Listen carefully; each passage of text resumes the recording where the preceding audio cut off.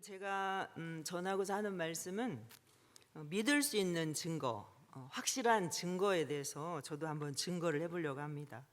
자, 어느 나라 어느 민족이든 간에 인간에겐 다 신을 찾고자 하는 그러한 보편적인 심성이 있습니다.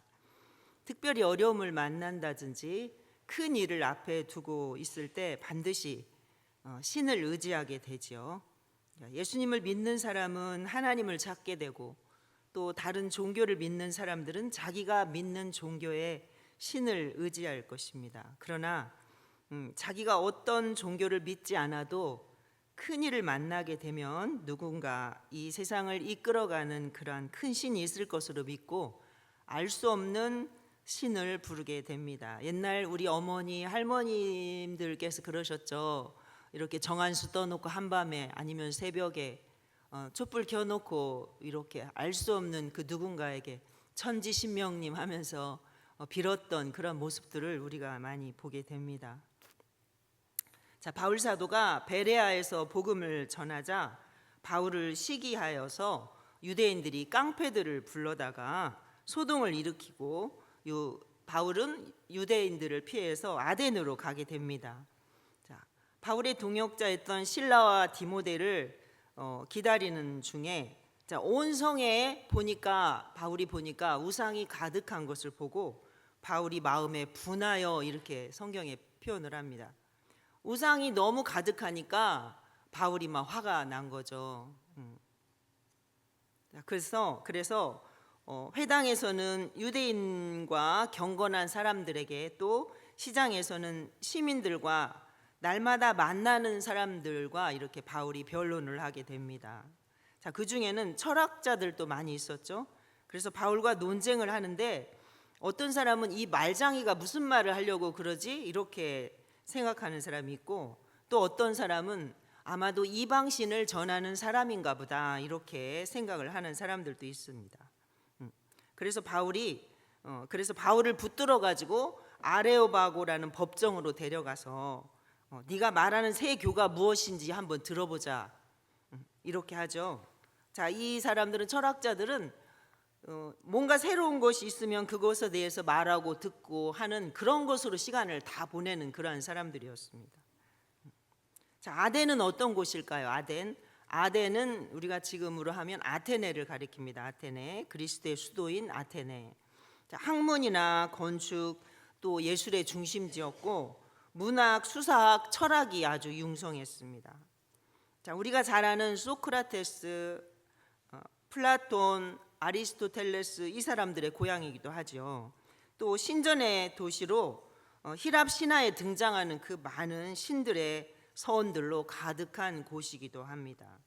자, 이런 것들이 우리가 공부할 때는 세계 문명의 발상지, 다 기억나시죠? 세계 문명의 발상지다 이렇게 배웠어요. 자, 역사적으로는 세계를 이끌어가는 세계 문명의 발상지라고 할 수 있겠지만, 바울의 눈에는 너무나도 그런 것들이 다 헛되고 너무나 어리석은 우상 숭배로 보일 뿐이었습니다. 자, 학자들에 의하면 300개의 공식화된 우상과 3만여 개의 신상이 있었다고 하니까 얼마나 그 도시가 우상 숭배로 가득했고 얼마나 영적으로 부패한 도시였는지 우리가 짐작할 수가 있겠죠. 자, 우리가 오늘 읽은 본문은 우상과 신상으로 가득한 이 아덴 사람들에게 진짜 신이 누구인지 너희들이 알지 못한다라고 하는 그 신, 알지 못하는 신에게까지 이렇게 막 써 있잖아요.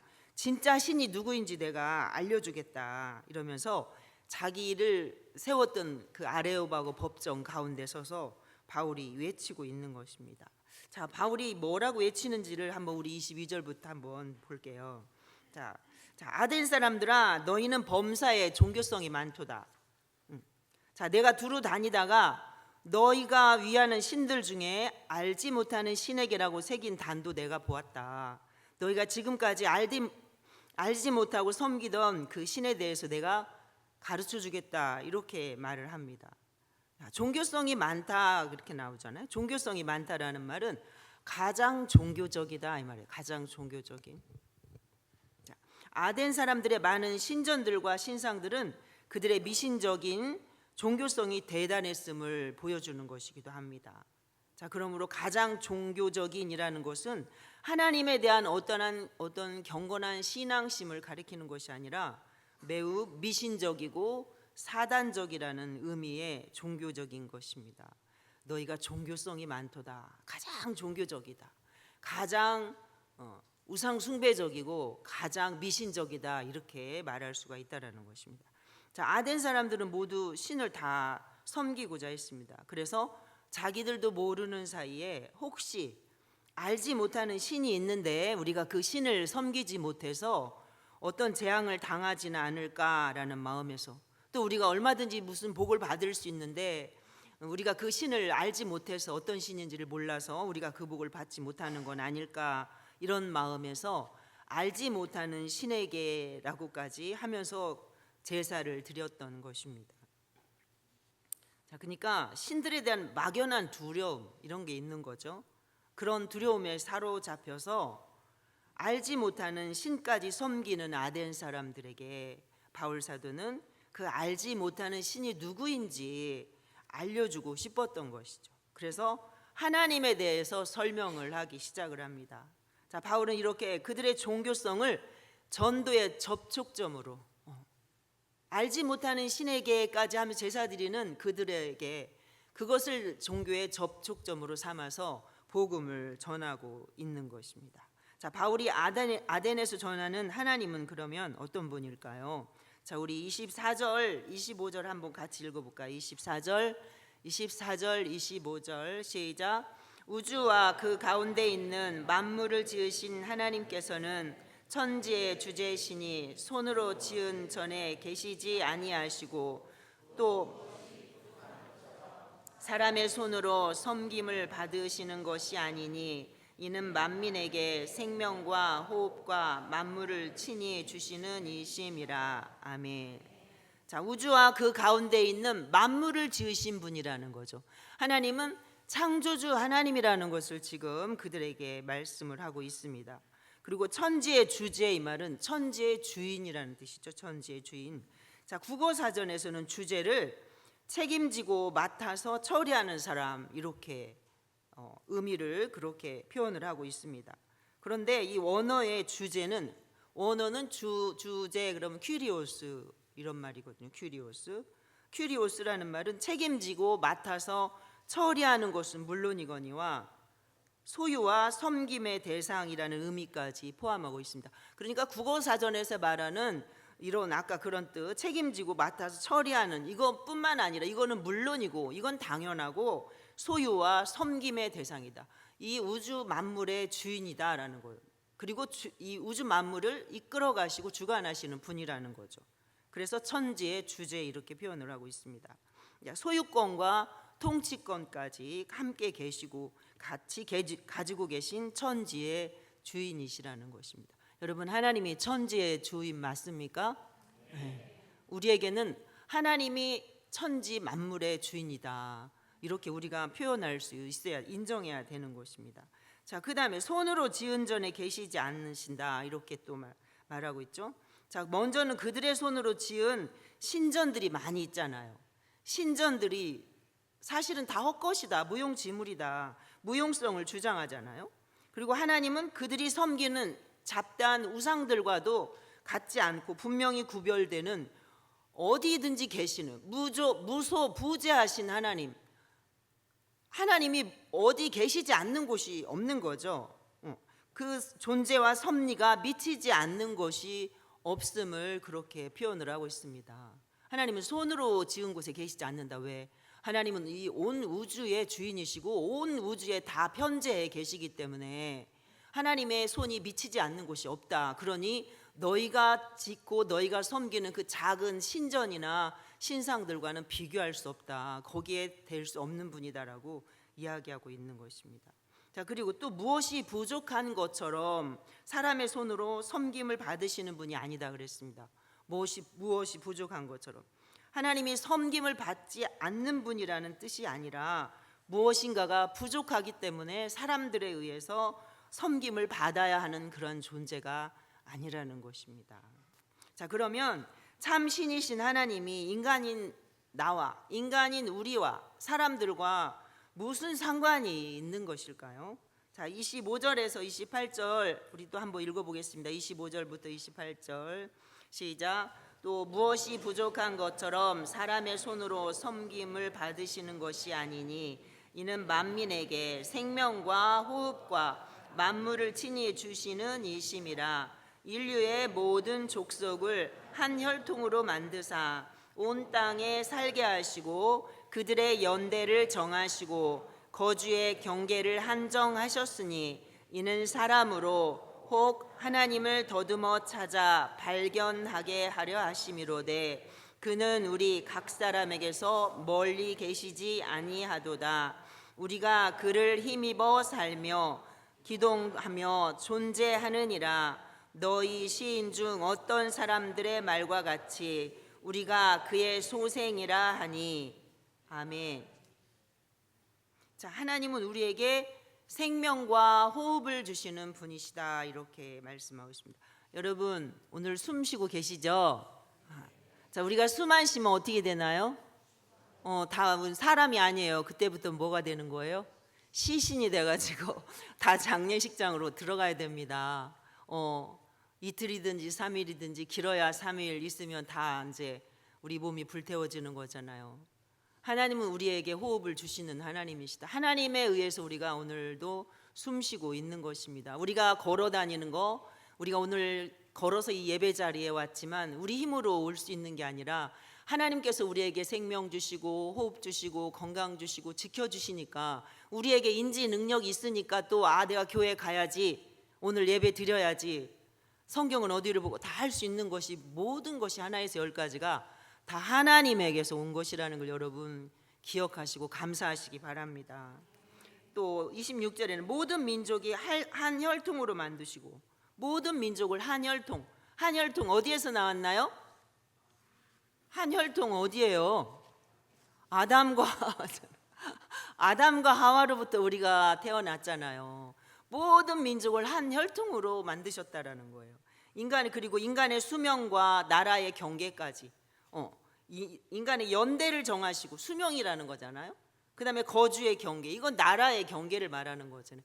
여기서 여기까지는 대한민국, 코리아, 그 위에는 북조선, 일본, 바다건 일본, 이렇게 다 그것을 누가 정하셨다는 거예요? 우리 하나님께서 정하시고 결정하시고 모든 것을 간섭하신다는 것입니다. 자, 27절은요. 자, 하나님 우리 가까이에 계셔서 누구라도 하나님에 대해서 조금만 관심을 가지게 되면 하나님을 알 수 있도록 하셨다라고 말씀하십니다. 자, 하나님은 인간과 교통할 수 있는 인격적인 분이시고 또 인간에게 가까이 계시는 분이기 때문에 사람들이 하나님을 찾고자 하기만 하면 얼마든지 하나님을 만날 수 있다, 그를 발견할 수 있다라고 말씀을 하고 있습니다. 그러니까 우리가 아직도 내가 하나님을 만나지 못했다, 나는 하나님 만나고 싶은데 어떻게 하면 하나님 만날까요? 이렇게 이야기하는 분이 가끔 계세요. 그런 분이 혹시 지금도 계시다면 하나님을 찾고자 한번 조금만 노력해 보세요. 하나님, 저 만나주세요. 근데 얼마든지 우리가 관심을 조금만 가지면 얼마든지 하나님을 만날 수 있다라고 분명히 이야기하고 있습니다. 근데 우리가 못 만나는 건 왜 그래요? 무관심하니까, 성경 속으로 들어가지 않기 때문에, 하나님 앞에 기도하지 않기 때문에 모르는 것, 못 만나는 거죠. 그냥 하나님 아저씨처럼 하나님 아저씨. 자, 28절은요. 자, 인간은 다 하나님의 은혜 안에서 살아가는 하나님의 소생, 피조물이라고 이야기하고 있습니다. 자, 인간은 하나님에게서 태어났기 때문에 하나님을 떠나 살 수 있을까요, 없을까요? 결코 하나님을 떠나서 살 수 없습니다. 사람이 행복하지 못하고 불행한 건 왜 그래요?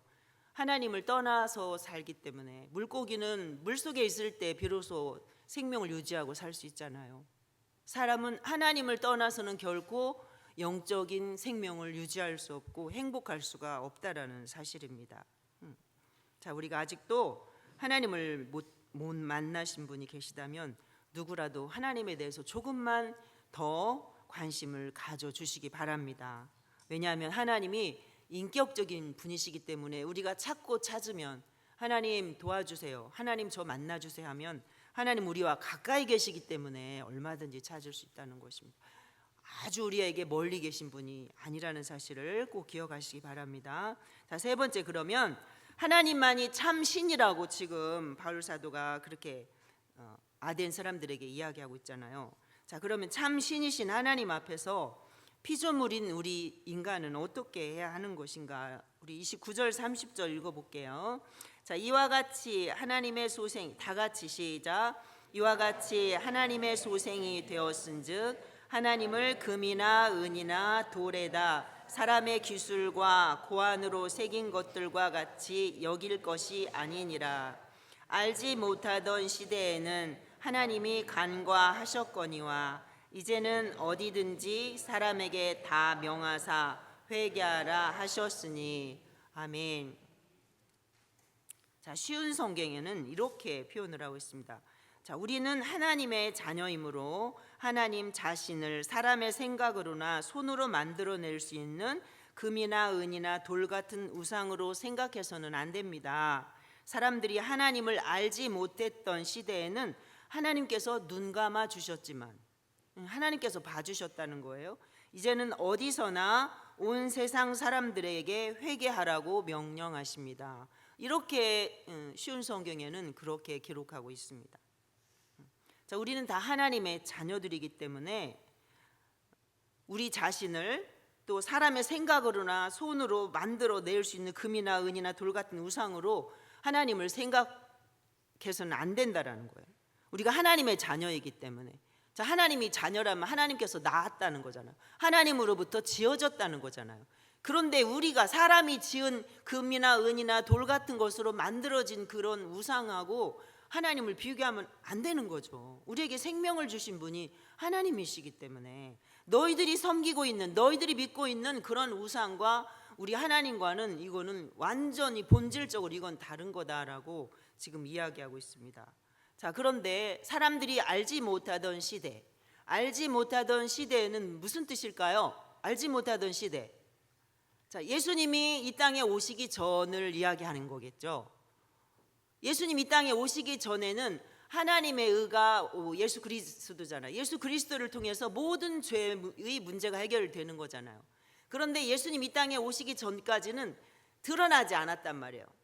예수님이 오시기 전에는 이걸 너희가 알지 못할 때에는, 예수님이 오시기 전에는 너희들의 죄를 간과했지만 하나님께서 눈 감아 주셨다라는 것입니다.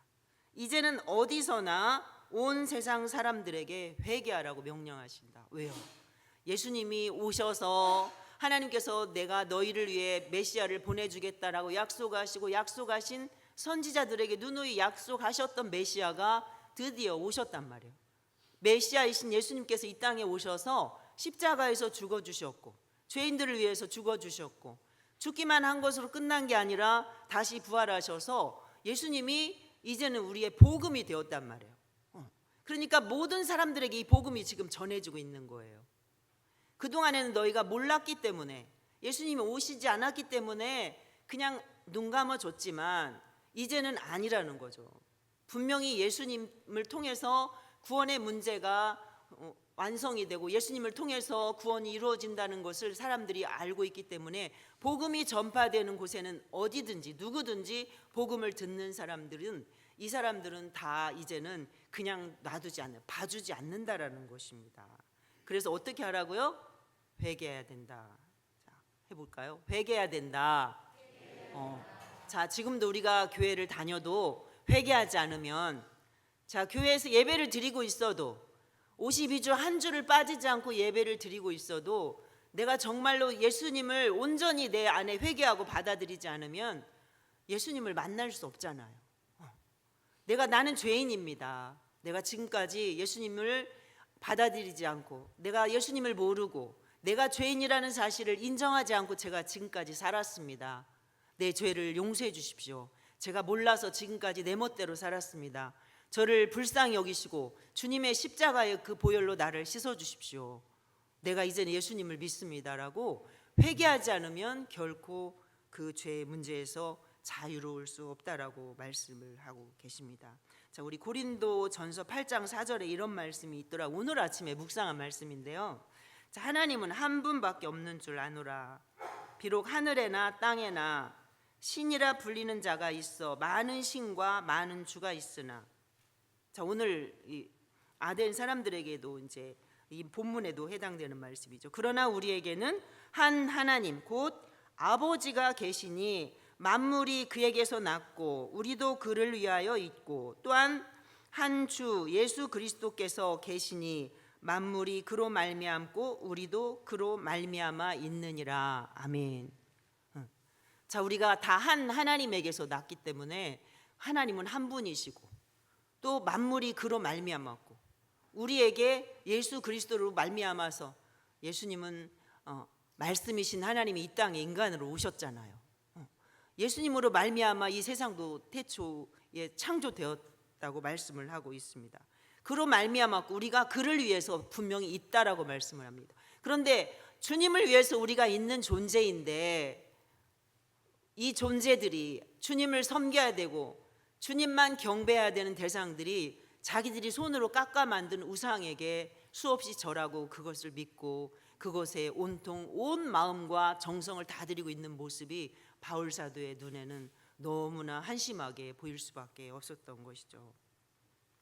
자, 이제까지는 예수께서 오시지 않았기 때문에 하나님께서 이방인들에게는 자연과 역사를 통해서 어렴풋이나마 하나님을 알 수 있도록 그렇게 하셨습니다.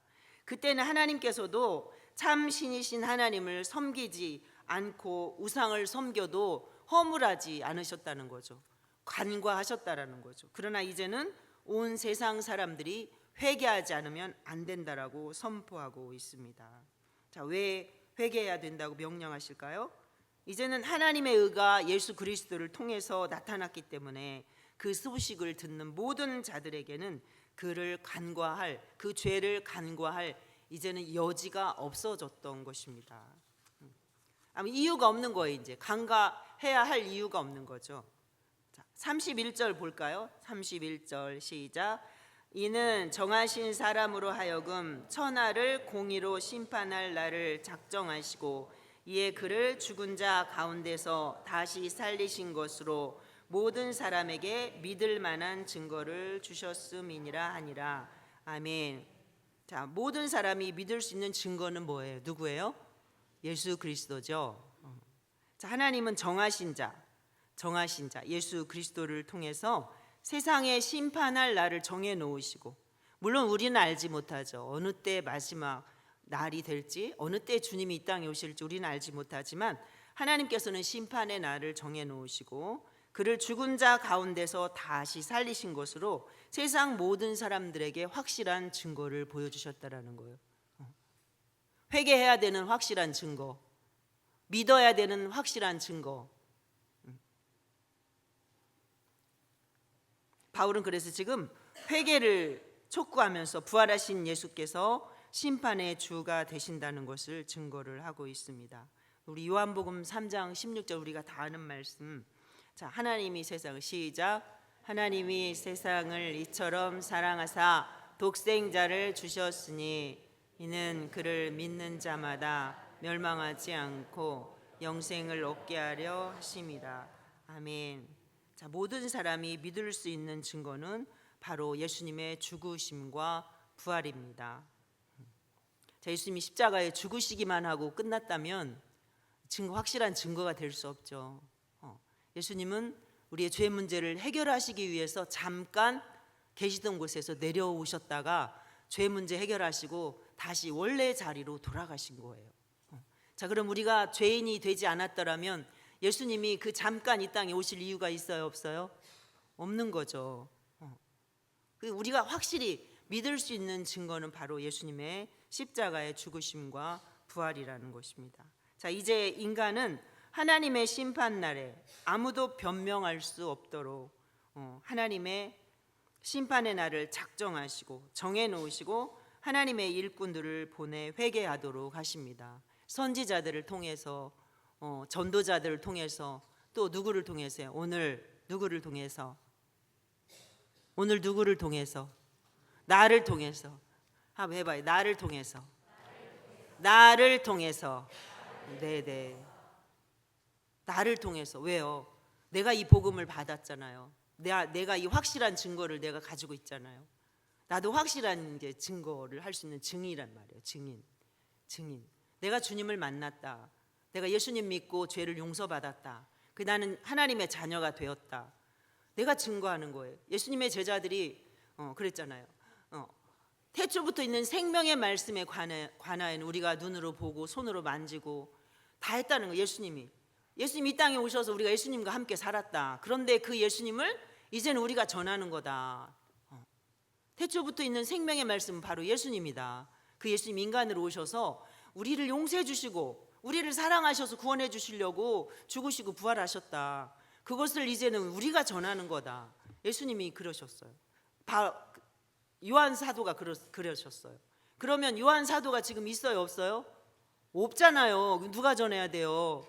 대대로 내려온 그동안에 우리 선배, 조상, 선조들이 계속 전해서 오늘 우리에게까지 왔단 말이에요. 그럼 오늘 이제는 내가 전해야 되는 거잖아요. 내가 전해야 돼. 자, 이제 고린도전서 15장 14절 우리 한번 찾아볼까요? 고린도전서 15장 14절. 15장 14절.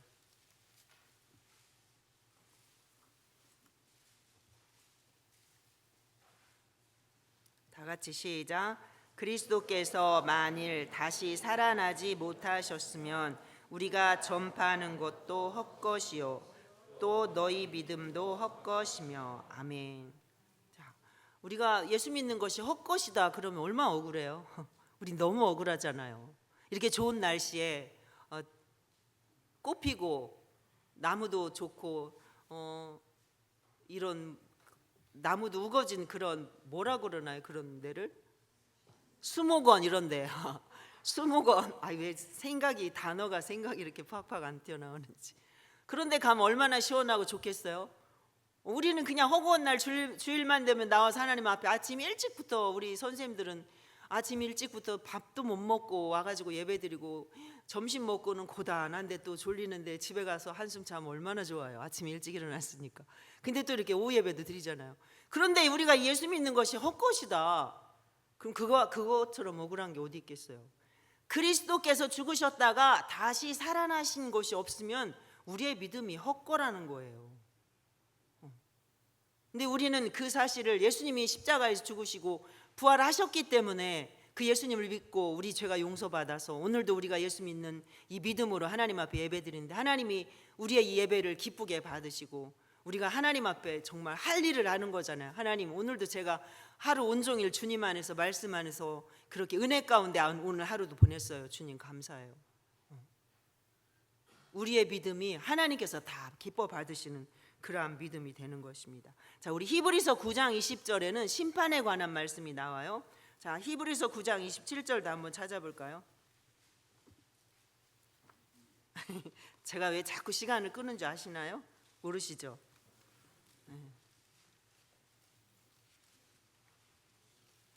그냥 읽어도 되는데 찾으라고 하는 이유가 있습니다.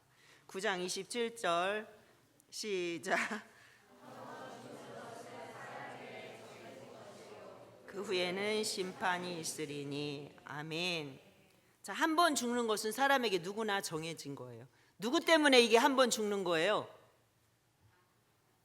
하나님이 우리 태초에 우리 사람을 창조하셨을 때 우리는 한 번 죽게 지으셨어요? 아니에요. 영원히 살 수 있는 그런 존재로 지었어요. 영원히 살면서 하나님과 함께 그렇게 교제하는 존재로 지었는데 아담과 하와의 죄 때문에 우리가 한 번 죽는 그러한 존재로 되어버린 거죠. 그런데 한 번 죽는 것은 사람에게 정하신 거지만 그 후에는 반드시 뭐가 있다는 거예요? 심판이 있다. 죽음으로 절대 끝이 아니라는 사실이 굉장히 중요합니다, 여러분. 사람들이 툭하면 죽을 생각 하잖아요. 차라리 이렇게 사는 게 죽는 게 나아. 마음대로 죽는 게 내 마음대로 되나요? 아니에요. 죽으면 반드시 심판이 기다리고 있습니다. 말씀은 이제 목사님 오셨으니까 말씀 정리하겠습니다. 목사님이 저 청년부 설교하러 가셨는데 제가 보니까 아직 안 오셔서 제가 계속 이렇게 시간을 맞추느라고 실력이 대단하네요. 자, 지나간 시대부터 미래에 이르기까지 이 세상에 많은 종교 지도자들이 있습니다. 그러나 그 많은 종교의 지도자들이 모두 심판날에 부활하신 예수님 앞에 서게 될 것입니다. 심판을 피해갈 수 있는 사람은 단 한 사람도 없습니다. 심판을 피할 수 있는 확실한 증거는 누구죠? 예수 그리스도이십니다. 예수 그리스도를 믿을 수 있는 확실한 증거가 뭐예요? 예수님 십자가에서 죽으심과 부활입니다. 그리고 예수님은 이 세상 마지막 날의 심판주가 되십니다. 이 사실을 확실히 믿는 자는 하나님의 심판을 받지 않고 또 예수님이 다시 오시면 예수님이 부활하신 것처럼 예수님을 믿는 자들 또한 부활해서 영원한 생명을 얻게 될 것입니다. 여러분, 이 믿음을 가지고 매일매일 그렇게 그 믿음으로 살아가는 저와 여러분이 되시기 바라겠습니다.